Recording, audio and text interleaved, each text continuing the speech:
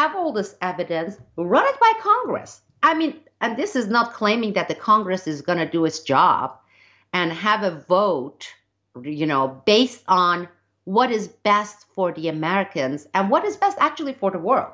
Because when you look at these sold out whores in Congress, what do you see? And I'm going to repeat that again, sold out whores in Congress. What you're going to see is they are pocketed by people who are profiting from these missiles being sent to Syria.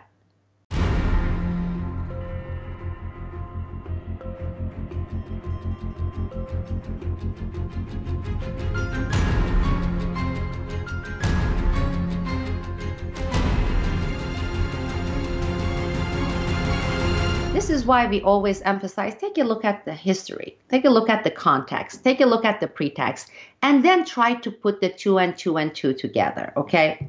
Now, who do we know as a nation that has this track record of the number one top constant users of chemical weapons? Honestly, okay? Not taking sides here.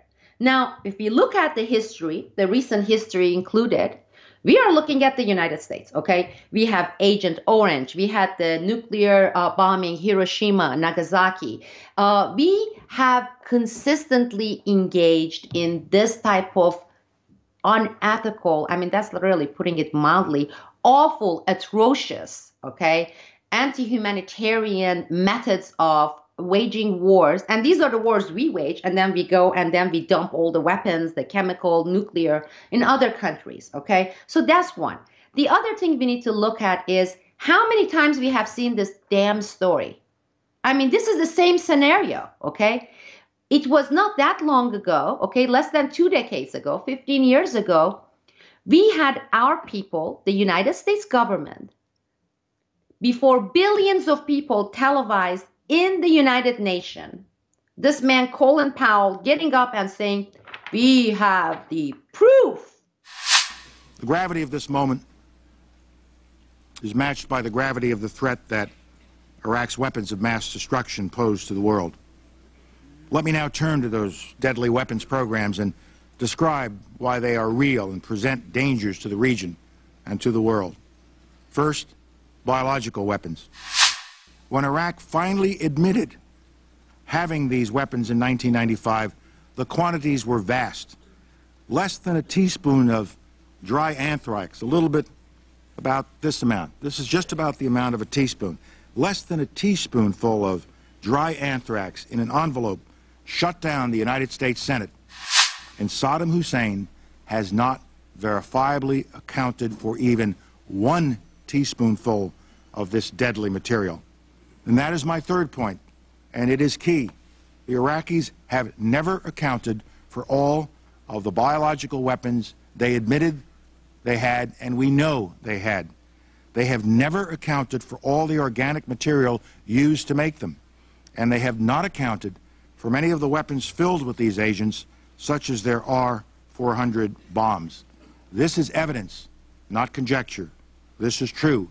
This is all well documented.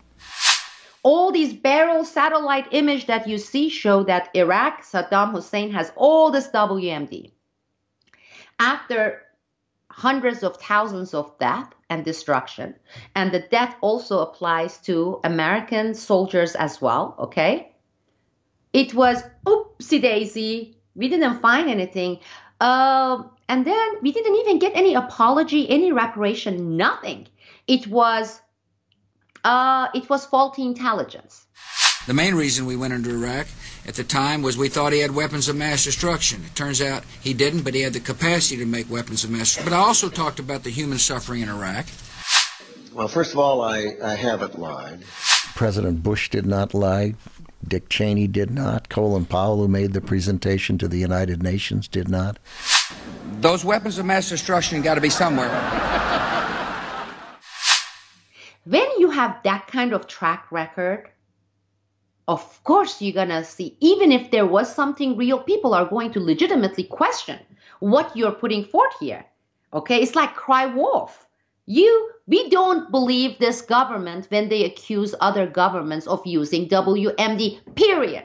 Unless there is independent verification, independent investigation. UN is their own mouthpiece. NATO is not the independent. Russians are not the independent investigation. And that brings the question, well, who would we even consider independent? We can't even consider the neighboring country. Iraq is already our colony. Then we have Israel with its own interest and objective. Then you have Turkey that has already gone into Syria and has declared its own war. Okay?